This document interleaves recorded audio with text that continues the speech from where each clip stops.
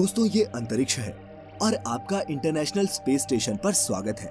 आज की इस वीडियो में आप जानेंगे कि कैसी होती है स्पेस में एस्ट्रोनॉट्स की जिंदगी।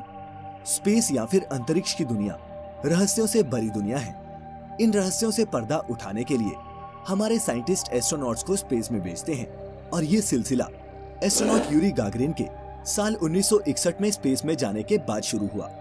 दोस्तों, स्पेस हमारी पृथ्वी जैसा बिल्कुल भी नहीं है और इसीलिए इसमें कोई शक नहीं कि स्पेस में गए एस्ट्रोनॉट्स की लाइफ काफी चैलेंजिंग होती है। वहाँ ना कोई एटमॉस्फेयर है और ना ही सांस लेने को ऑक्सीजन।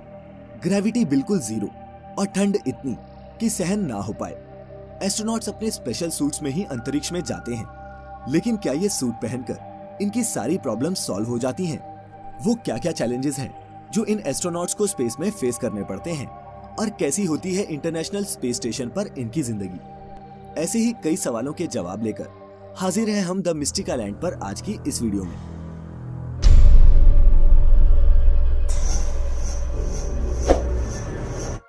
दोस्तों, स्पेस में जाना धरती की किसी और जगह पर जाने जैसा बिल्कुल नहीं है। ये एक बिल्कुल ही अलग अनुभव होता है। इस दौरान एस्ट्रोनॉट्स कई फिजिकल और मेंटल चेंजेस से गुजरते हैं, जिसकी ट्रेनिंग वो कई महीने या फिर सालों करते हैं। स्पेस में जाने वाले इन एस्ट्रोनॉट्स का ठिकाना बनता है international space station. International space station पृथ्वी को 400 किलोमीटर की दूरी से परिक्रमा करने वाली एक एडवांस लेबोरेटरी है, जिसे अमेरिका, रूस सहित 16 देशों ने मिलकर 120 बिलियन डॉलर की लागत से बनाया है। पृथ्वी से जाने वाला कोई भी विमान ISS से जाकर मिल सकता है। एस्ट्रोनॉट्स या तो अपने शिप में या फिर इस स्पेस स्टेशन में रहकर ही स्पेस का अध्ययन करते हैं। पहले जानते हैं कि स्पेस में इन एस्ट्रोनॉट्स का काम होता क्या है। जाने तो सही कि वो क्या क्या ड्यूटीज हैं जो उन्हें स्पेस में परफॉर्म करनी होती हैं। तो दोस्तों, ISS पर रह रहे वैज्ञानिकों के ये 5 काम डेली रूटीन का हिस्सा होते हैं। पहला, स्पेस का अध्ययन और एक्सपेरिमेंट्स परफॉर्म करना। दूसरा, इंटरनेशनल स्पेस स्टेशन की मेंटेनेंस और मरम्मत। तीसरा, डेली एक्सरसाइज जो स्पेस में बहुत जरूरी है। चौथा, ISS के बाहर स्पेस वॉक परफॉर्म करना। और पांचवा, रिलैक्सेशन, क्योंकि वो भी जरूरी है। अब इन सब ड्यूटीज को परफॉर्म करने के अलावा एस्ट्रोनॉट्स खाते पीते हैं, सोते हैं, पढ़ते हैं, टॉयलेट जाते हैं, जिन सबको करने में भी उनको भारी मशक्कत करनी पड़ती है। पहला तो स्पेस में पहुंचते ही एस्ट्रोनॉट्स की बॉडी में इंटरनल चेंजेस होना शुरू हो जाते हैं। सबसे बड़ा चैलेंज स्पेस में अगर कोई चीज पेश करती है तो वो है ग्रेविटी। धरती पर तो ग्रेविटी की वजह से हमारे पैर जमीन पर रहते हैं, लेकिन स्पेस में ऐसा नहीं होता। वहां पर आपकी बॉडी वेटलेस हो जाती है और फ्लोट करने लगती है, जिसकी वजह से रूटीन काम जैसे नहाना और ब्रश करना, इन कामों में भी काफी मुश्किलें आती हैं। स्पेस में गए एस्ट्रोनॉट्स को हड्डियों और मसल लॉस की भी बहुत शिकायत रहती है। इससे बचने के लिए इन्हें हर दिन कम से कम 2 घंटे एक्सरसाइज करनी पड़ती है। नासा 3 तरह की मशीनों के जरिए अपने एस्ट्रोनॉट्स को एक्सरसाइज करवाती है।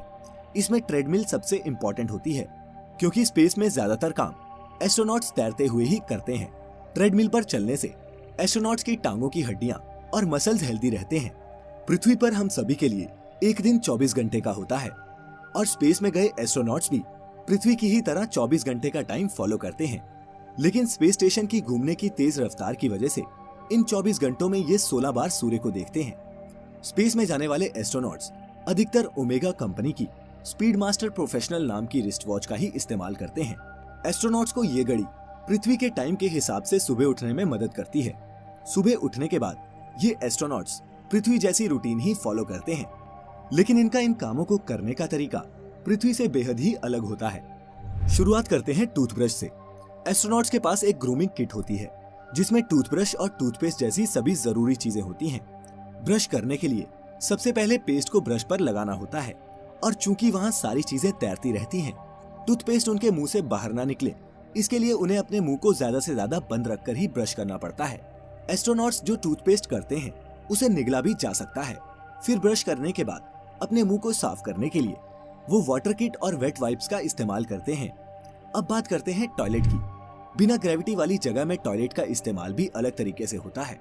सिंपल भाषा में कहें तो यूरिन के लिए बाथरूम में एक पाइप लगी होती है और नंबर 2 के लिए बाथरूम में एक बहुत ही छोटी सी सीट होती है, जिसमें एक सक्शन ट्यूब फिटेड होता है।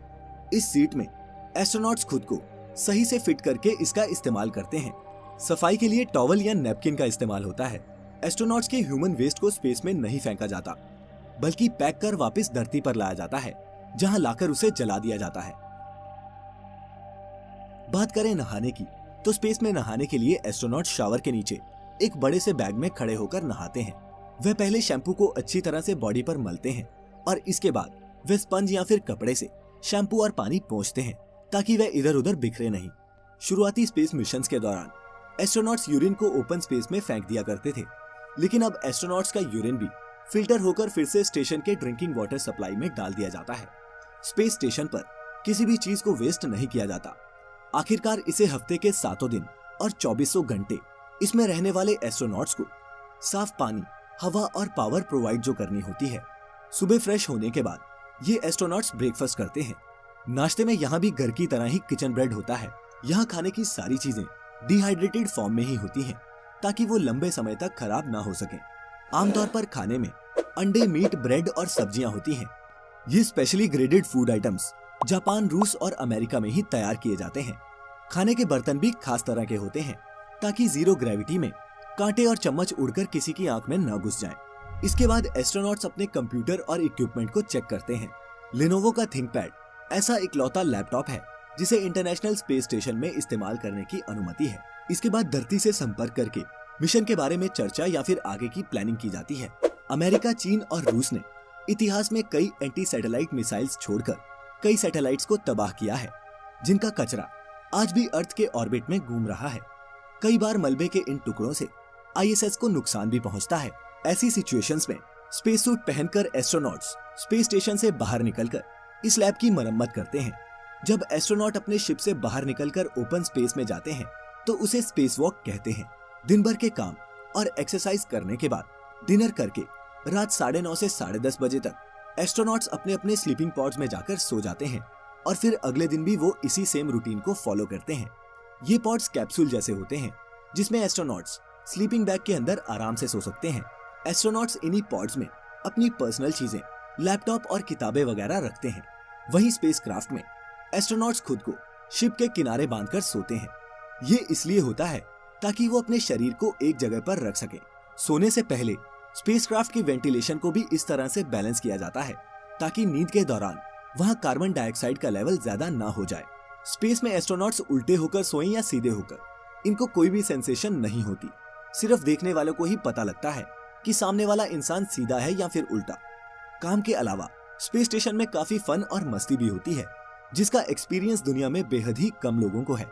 दोस्तों, अगर ये सब देखकर आप भी ये सोच रहे हैं कि काश आप भी स्पेस और इंटरनेशनल स्पेस स्टेशन को एक्सपीरियंस कर पाते, तो हम आपको बता दें कि आने वाले टाइम में शायद आपका ये सपना भी सच हो जाए, क्योंकि कई प्राइवेट कंपनीज तेजी से स्पेस टूरिज्म की फील्ड में अपने कदम बढ़ा रही हैं। अब वो टाइम दूर नहीं जब कंपनीज आपको स्पेस टूर पैकेजेस ऑफर करेंगी, लेकिन इसके लिए आपको एक मोटी रकम खर्च करनी पड़ेगी। पैकेज के रेट्स का अंदाजा आप इस बात से लगा सकते हैं कि एक स्पेस सूट बनाने में ही लगभग 80 करोड़ रुपए का खर्च आता है। इसीलिए अगर आप भी स्पेस जाने का सपना रखते हैं तो इतने पैसे कमाइए कि एज ए टूरिस्ट आप भी अंतरिक्ष की सैर पर जा सकें। स्पेस सूट्स इतने महंगे क्यों होते हैं, इस पर वीडियो तब जब इस वीडियो पर आपके 10,000 लाइक्स मिलेंगे। तो इस वीडियो को थम्स अप देना ना भूलें। और अगर आपको ऐसी और भी इंटरेस्टिंग वीडियोस देखना पसंद है तो हमारे चैनल को अभी सब्सक्राइब करें और नोटिफिकेशंस उस बेल आइकन पर क्लिक करके ऑन कर लें, ताकि आपसे हमारी कोई भी वीडियो मिस ना हो पाए। और सबसे अच्छी बात तो ये है दोस्तों कि ये बिल्कुल मुफ्त है। मिलेंगे आपसे फिर एक नई वीडियो के साथ। फिलहाल आज के लिए इतना ही। अब हमें इजाजत दें। आपका बहुत बहुत शुक्रिया।